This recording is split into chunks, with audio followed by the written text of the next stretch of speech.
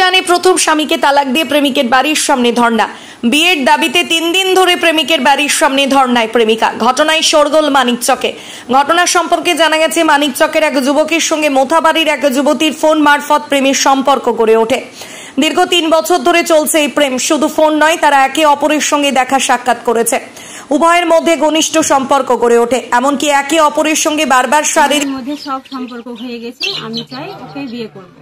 কোনো নথিপত্র, কোনো প্রমাণ আছে আপনার কাছে? প্রমাণ আমার সবকিছু ছিল, রেকর্ডিং ছিল। আমাকে বিয়ে করতে চেয়েছে, ওর সঙ্গে আমার সব ঘনিষ্ঠ ফটো ছিল, সব ওর আম্মা নিয়ে সব রেজিস্টার মেরে দিয়েছে।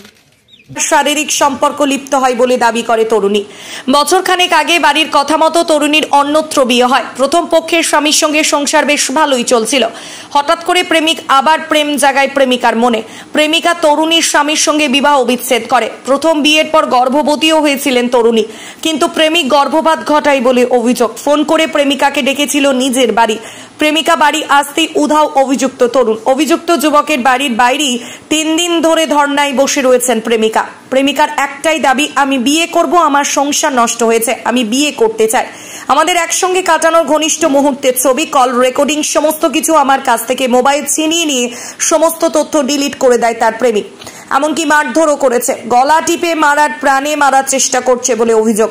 গলায় ও হাতে আঘাতের চিহ্ন জল করছে। কি বললো এই তরুণী, শোনো। আমি চাই ওকে আমি বিয়ে করব।